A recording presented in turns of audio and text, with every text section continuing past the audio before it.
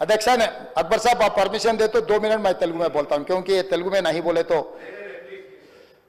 Sir 2 తారీఖు వాళ్ళు application పెట్టుకుంటే 3 తారీఖు పోలీసులు తిరస్కరించారు. 4 తారీఖు హీరో కానీ హీరోయిన్ కానీ సినిమా ప్రొడ్యూసర్స్ కానీ ఎవరు థియేటర్ రావడానికి వీల్లేదు. ఈ థియేటర్లో మేము సెక్యూరిటీ ఇవ్వలేము. ఈ థియేటర్కు ఉన్నది ఒకటే దారి. ఈ దారిలో ఇంతమంది వేలాది మంది అభిమానులు వచ్చినప్పుడు మేము కంట్రోల్ చేయలేము, వద్దు అని తిరస్కరించారు. తిరస్కరించిన తర్వాత కూడా 4 తారీఖు 9:30 ప్రాంతంలో హీరో రావడం జరిగింది.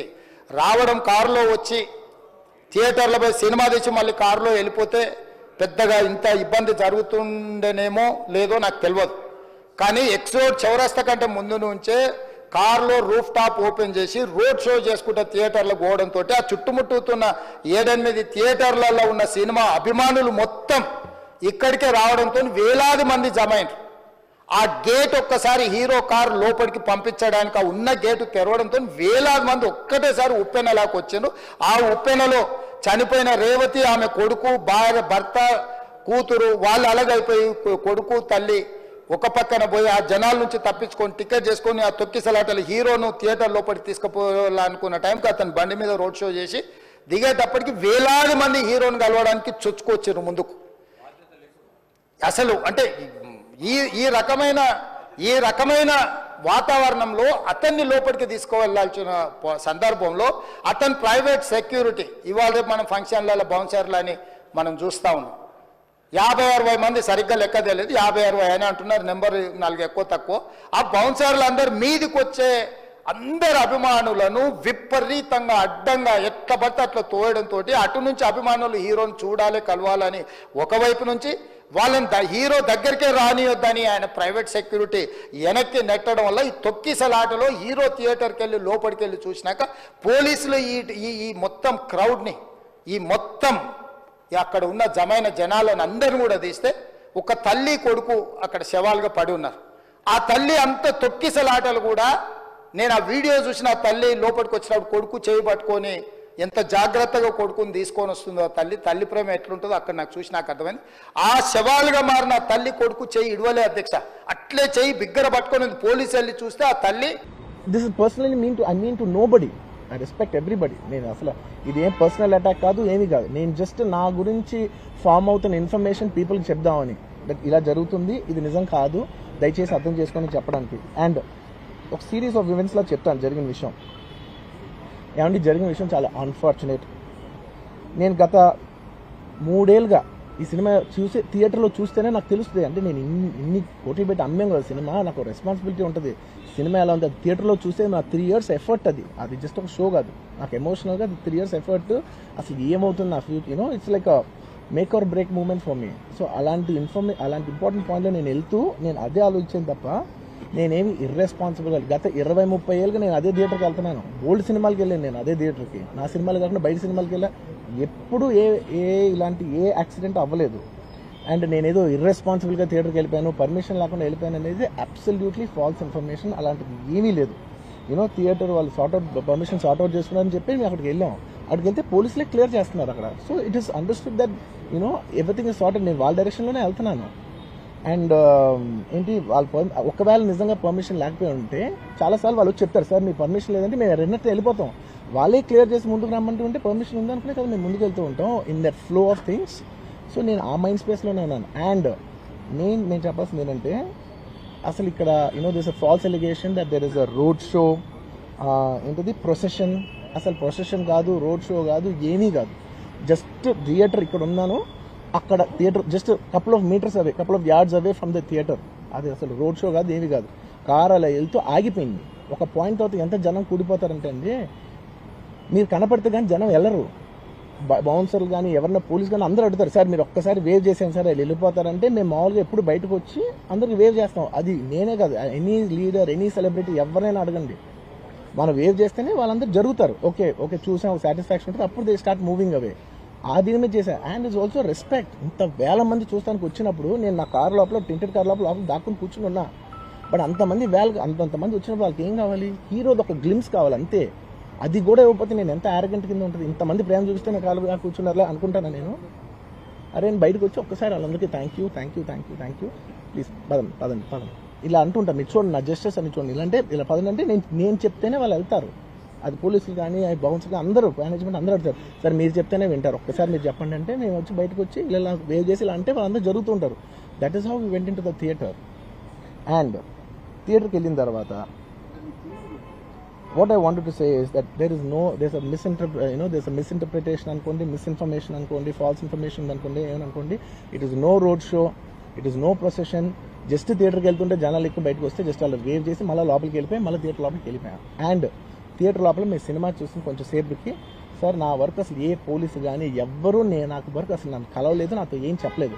నాకు చెప్పిందల్లా అది పైగా మా మేనేజ్మెంట్ సైడ్ నుంచి వాళ్ళు మా వాళ్ళు వచ్చి చెప్పింది ఏంటంటే, సార్ బయట ఓవర్ క్రౌడ్ అవుతుంది, మీరు దయచేసి వెళ్ళిపోండి అని చెప్పారు. వాళ్ళ పోలీసు వాళ్ళందరూ బయట చాలా మందికి ప్రాబ్లం అవుతుంది సార్, ఓవర్ క్రౌడ్ అవుతుంది, మీరు వెళ్ళిపోండి అంటే నేను వెళ్ళిపోయా.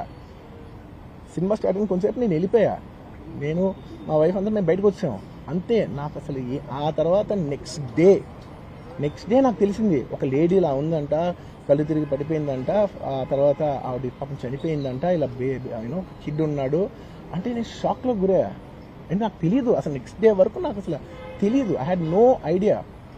ఎందుకంటే నేను నా పిల్లోనే పక్కన పెట్టుకున్నా, నా వైఫ్ నా కొడుకు నా కూతురు థియేటర్లోనే ఉన్నారు.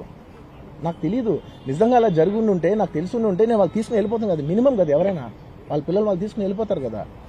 నాకు తెలియని కూడా తెలియదు. సరే పిల్లలు వాళ్ళు చూసుకుంటారు, మనం వెళ్ళిపోతే క్రౌడ్ క్లియర్ అయిపోతే ప్రాబ్లమ్ సాల్వ్ అయిపోతే నేను వదిలేసి వెళ్ళిపోయా. అలాంటిది నాకు తెలిసి కూడా నేను సినిమా చూస్తూ ఉన్నాను, ఇలాంటి ఫాల్స్ అలిగేషన్స్ వస్తే చాలా బాధ వేస్తుంది. పిల్లలు ఉన్నారు సార్, పిల్లలు వదిలేసి వెళ్ళిపోతాను నేను, నాకు నా పిల్లలు అంటే ఎంత ఇష్టం తెలుసు, ఎవరైనా ఉంటారు కదా తీసుకుని వెళ్ళిపోతారు కదా. అలాంటి నాకు క్లూ కూడా లేదు. నేను ఇంటికి వెళ్ళిపోయిన తర్వాత నేను వెళ్ళిన నెక్స్ట్ డే నాకు మార్నింగ్ తెలిసి చనిపోయారంటే షాక్ అయ్యాను. నేను షాక్ అయ్యి ఇమీడియట్గా నేను బాస్కి ఫోన్ చేశాను, మా బన్నీవాస్కి ఫోన్ చేసి బాస్ ఇమీడియట్గా హాస్పిటల్కి వెళ్ళి వాళ్ళ కలు నేను వస్తానంటే, సార్ నేను మొత్తం అక్కడ వెళ్ళి చెక్ చేసి వస్తాను, వాళ్ళందరూ ఎమోషనల్గా ఎలా ఉన్నారు ఏంటో మనం ఫస్ట్ చెక్ చేసుకున్న తర్వాత మీరు దిగాలి కొంచెం ఆగండి సార్ వెళ్ళిపోయాడు. వెళ్ళిపోయిన తర్వాత వాసు నేను వస్తానంటే, సార్ మీరు రావద్దు ప్లీజ్, దయచేసి మీరు హాస్పిటల్ రావద్దు, ఇక్కడికి గందరగోళం అయిపోతుంది, నేను నైట్ మీరు థియేటర్కి వెళ్ళారు, ఇష్యూ అయింది, చాలా ప్రాబ్లం అయింది, ఇప్పుడు మీరు హాస్పిటల్కి వచ్చి మళ్ళీ ప్రాబ్లం అయితే మాత్రం సార్ చాలా ప్రాబ్లం అవుతుంది సార్, నేనే వాళ్ళని కొంచెం వాళ్ళ రిచువల్స్ అవన్నీ అయిపోయిన తర్వాత మీ దగ్గర తీసుకొస్తానని చెప్పాడు. ఓకే అని వెయిట్ చేసేసరికి ఇమీడియట్గా ఏం చెప్పారు, సార్ ఏమనుకోవద్దు, వాళ్ళు మీ మీద కేసు ఫైల్ చేశారు, ఇప్పుడు మీరు వాళ్ళు కలవడానికి లేదంటే నేను మా లీగల్ టీం అదేం పర్లేదు వాసు నేను వచ్చేస్తాను. నేను కొంచెం మూర్ఖంగా మాట్లాడుతుంటే, సార్ మా లీగల్ టీం చాలా స్ట్రిక్ట్గా చెప్పింది, sir they file the case on you, మీరు ఇప్పుడు వెళ్తే legally it is not right thing to do, please don't go అని చెప్తే అప్పుడు ఆగాల్సి వచ్చింది. సార్ నాకు ఒక్కటే విషయం చెప్తా సార్, ఎవరో వైజాగ్లో చనిపోతేనో అయితే చనిపోతున్నారంటేనో, లేదంటే విజయవాడలో చనిపోతున్నారంటే ఒక పెద్ద ఆవిడంటేనో, లేదంటే చిరంజీవి గారి ఫ్యాన్స్ మన నూర్బాయ్ లాంటి వాళ్ళు, లేదంటే కళ్యాణ్ గారి ఫ్యాన్స్ మన ఎవరో అంటేనే వాళ్ళందరికీ నేను వెళ్ళి పర్సనల్ సార్ ఇక్కడ నుంచి విజయవాడ వెళ్ళాను సార్ ఎవరినో కలవటానికి, ఒక లేడీని, ఒక వైజాగ్ వెళ్ళాను ఇక్కడ నుంచి ఎక్కడో ఉప్పలు ఉంటే ఎక్కడో దాటి ఉంటే ఎక్కడికో వెళ్ళాను. అలాంటిది నా ఓన్ ఫ్యాన్స్, నాకు నా ఫ్యాన్స్ అంటే ఎంత ఇష్టం మీ అందరికీ తెలుసు, అలాంటి నా ఓన్ ఫ్యాన్స్ నా ఓన్ థియేటర్లో నేను ఉన్న ప్రెమిసెస్లో అలా జరిగిందంటే నేను వెళ్ళి కలవనాలని, వాళ్ళు కలవాలి నాకు ఉండదా, అది మినిమం కదా. అసలు ఎప్పుడైనా వెళ్ళి కలుస్తారు, ఎందుకు కలవను నేను కలవపోవడానికి ఓన్లీ రీజన్ ఏంటంటే I'm legally I'm tired, I can't go. అంత మాత్రం నేను స్పందించలేదు అని అనడానికి కూడా లేదు. సో నాకు ఏం చేయాలో తెలియక నెక్స్ట్ డే సరే వాసు మనం వెళ్ళకపోతే బాగోదు, ఏం చేయాలో తెలియక అప్పటికప్పుడు ఒక వీడియో పెట్టాను. ఎందుకంటే నేను కూడా షాక్లో ఉన్నా, జెన్యున్లీ నేను కూడా షాక్లో ఉన్నా.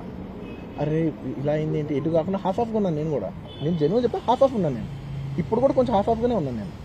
నాకు తెలుస్తుంది నేను కరెక్ట్గా సెంటర్డ్గా లేను, కొంచెం ఆఫ్లో ఉన్నా నాకు తెలుస్తుంది. ఎనీవేస్ నెక్స్ట్ డే నేను ఒక వీడియో పెట్టా, సరే to at least show that I'm there, it's not even about the money, అంటే it is just money is just gestures to show that I'm willing to do something అని చెప్పడం కోసం. ఆ తర్వాత మేము ఏం చేయొచ్చు ఆ తర్వాత మేము అన్ని సెలబ్రేషన్స్ క్యాన్సిల్ చేస్తాం, వద్దు అసలు వాళ్ళకి అలా ఉంటే మనం ఎలా సెలబ్రేట్ చేస్తాం, మొత్తం అన్ని క్యాన్సిల్, పెద్ద ఫంక్షన్స్ అక్కడ కర్ణాటకలో అక్కడ పెద్దగా చేద్దాం అనుకున్నాం, వద్దులే ఇంకా దీని తర్వాత అన్నీ స్టార్ట్ చేసానని చెప్పేసి ఇంకా నా ప్రయత్నంలో నేను ఏం చేశానంటే, డాడీ మీరు వెళ్ళి కలవంటే ఆయన కూడా కలవకూడదు అన్నారు. ఓకే ఒక స్పెషల్ పర్మిషన్ పెట్టి నువ్వు వెళ్ళు, కొన్ని మా ఫాదర్ ఇన్లా పంపించండి, లేదంటే సుకుమార్ గారు పంపించండి, లేకపోతే వాళ్ళ వైఫ్ని పంపించండి, లేకపోతే ప్రొడ్యూసర్స్ పంపించండి, బన్నీవాసం పంపించండి, ఇలా ఎప్పటికప్పుడు అప్డేట్ తెచ్చుకుంటాను to know what is happening with the kid. అంతే తప్ప నేను అసలు ఏం కేర్ చేయట్లేదు. ఇలా కొన్ని ఫాల్స్ ఎలిగేషన్స్, క్యారెక్టర్ అసాసినేషన్ మాటలు వచ్చినప్పుడు మాత్రం చాలా బాగా వేస్తాను. నేను ఎన్నైనా తీసుకోగలను, నన్ను నమ్మండి, మీ అందరూ తెలుసు ఐఎమ్ స్ట్రాంగ్ పర్సన్, నేను చాలా ఫేస్ చేస్తాను. నేను తీసుకోగలను, నేను తట్టుకోగలను. కానీ ఇలాంటి అన్నప్పుడు మాత్రం ఎందుకు ఇంత లో పాయింట్లో, ఇట్స్ జెన్యున్లీ లో పాయింట్. నాకు జెన్యున్లీ ఇట్స్ అ లో point. We need not to prosecute or otherwise we need not to book any case against these personalities అని మనం మీరు చట్టం చేస్తా అంటే సినీ ప్రముఖులకు కానీ రాజకీయ ప్రముఖులకు కానీ స్టార్లు అని ఫీల్ అయ్యే వాళ్ళ పట్ల ప్రత్యేకమైన చట్టం ఉంటుంది, వాళ్ళ మీద కేసులు పెట్టొద్దని మీరు ఏమైనా చట్టం చేస్తే ఆ చట్టం అమలు చేస్తాం అధ్యక్ష. ఈ రోజున్న డాక్టర్ బాబాసాహెబ్ అంబేద్కర్ ఇచ్చిన చట్టం ప్రకారము దీనికి కారణమైన వాళ్ళను ప్రత్యక్షంగా పరోక్షంగా కారణమైన వాళ్ళందరి మీద కేసులు కట్టి పోలీసులు విచారణ చేయాల్సిందే, బాధితులను శిక్షించాల్సిందే అధ్యక్ష.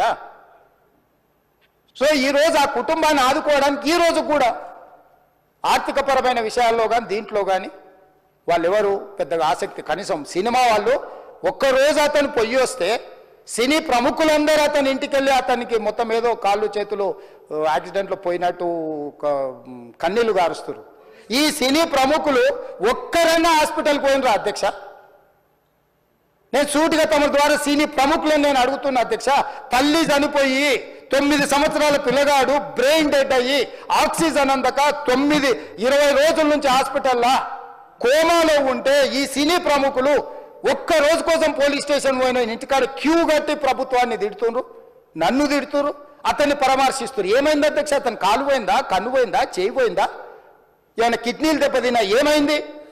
అతన్ని ఇంతమంది సినీ ప్రముఖులు పరామర్శించారు, కలిసిండ్రు, అభినందించారు. కానీ ఆ పిల్లగాన్ని కనీసమన్నా పరామర్శించడానికి సినీ ప్రముఖులు ముందుకు రాలేదంటే సినిమా ఇండస్ట్రీలో ఉన్న ప్రముఖులు ఏం ఆలోచన చేస్తుండ్రో, ఏం కోరుకుంటుండ్రో నాకైతే తెలియదు. 100% जो भी अकबरुद्दीन ओवैसी साहब ने जो मुद्दा उठाए वो मुद्दा के लिए मैं ये बात कह रहा हूं, सचमुच बोल रहा हूं, ये शर्म की बात है. 20 दिन के बाद भी इतने एक दिन के लिए उनको पुलिस स्टेशन को लेकर गए तो हाई कोर्ट भी इमीडिएट अजर्नमेंट मोशन, लंच मोशन ले लिए, उनका बेल भी दे दिए, सब कुछ है. आधी रात को 11-12 बजे अपने लोग बोल रहे थे जेल का दरवाजा खोलो, 12 बजे उनको छोड़ो. अरे भाई कहां है प्रोविजन, कहां से छोड़ू मैं? कोई मेरा घर का मामला नहीं है, मेरा घर का मामला है तो मेरा गेट निकाल के आने वाले जाने वाले को मैं बोल सकता हूं. जेल का दरवाजा मेरा हाथ में नहीं है, कानून के हिसाब से चलाने का है मेरे को. रात 12 बजे अरे वो फिल्म स्टार है उसको छोड़ दो. भाई अगला दिन मैं रहे तो ना फिल्म स्टार को छोड़ने के लिए. अगर आधी रात को 12 बजे किसी को जेल से छोड़ने का कोई लॉ है तो बोलो, मैं भी लागू करता हूं. तो इसीलिए ये इतने फिल्म स्टार कोई भी दवाखाना तक नहीं गया, छोटे बच्चे को नहीं देखा अकबर साहब.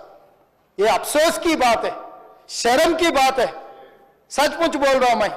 अगर मैं वहां पर जाके देखने के लिए मैं पूरा स्टाफ और मेडिकल एंड हेल्थ सेक्रेटरी, मेरे कमिश्नर, सब टीम को मैं डिप्लॉय कर दी, सीता और अपने कमीशन चेयरपर्सन, सब लोगों को वहां भेज के मैं continuously I monitoring that boy health condition. So ये कैसे कहां जा रहे हैं हम लोग? भाई उन लोगों को जिम्मेदारी दी नहीं है, हम समझ भी सकते है नहीं है वो बात अलग है. मगर कुछ पॉलिटिकल पार्टीज 10-10, 20-20 साल जो रिप्रेजेंट किए, मंत्री किए, वो लोग मुझे गाली दे रहे, उसके ऊपर कैसा केस लगाते? वो मेरा दोस्त है. भाई आपके लिए, आपके दोस्त के लिए कोई नया कानून बनाना है तो बनाओ, देखेंगे. अरे आपके दोस्त रहे तो 12 खून माफ है क्या? मेरा भाई के लिए भी माफ नहीं है, आपके लिए कहां से माफ करूं मैं? मेरा परिवार के लिए भी कोई नया कानून नहीं है. स्पीकर साहब, मैं ये कुर्सी में बैठा हूं, जो कानून है डॉक्टर बाबा साहब अंबेडकर जी ने जो कानून दिए, कानून के हिसाब से हम सरकार चलाएंगे. जो अकबर साहब ने जो बात लिखा, कुछ प्राइवेट डिस्कशन है, कुछ पब्लिक विजुअल्स है. जो पब्लिक विजुअल्स में वो वापस जाते वक्त भी हाथ हिलाया, रोड शो किए, आने से पहले किए, जाने से समय पर किए, पुलिस वाले भी उसको जल्दी जाने के लिए कोशिश प्रेशर किए, सब कुछ सच है. मगर उनको तो बेल मिल गए. अभी कानून तो हम मानना ही पड़ता. तो ये हकीकत है, सचमुच है, मगर ये अफसोस की बात है. मैं फिल्म इंडस्ट्री जो बड़ा लोग है, मैं उन लोगों से गुजारिश करता हूं, इनह्यूमन नहीं रहना. आप बिजनेस कर लो, आप पिक्चर निकालो, पैसे कमाओ, सरकार से इंसेंटिव्स ले लो, सब्सिडीज ले लो, स्पेशल प्रिविलेज शूटिंग के लिए जो होना है वो मांगो. मगर किसी का हत्या होने के बाद, किसी का जान चलाने के बचाने के बाद, किसी का जान लेने के बाद आज स्पेशल प्रिविलेज मांगे तो ये सरकार में नहीं मिलने वाले। मैं जब तक मैं कुर्सी में रहता हूं तब तक नहीं देता हूं। मेरा जिम्मेदारी तेलंगाना आम जनता का जान बचाने का मेरा जिम्मेदारी है। उन लोगों के लिए कोई भी तकलीफ दिए, उन लोगों को कांग्रेस सरकार ने, मेरे सरकार ने छोड़ने वाला नहीं है।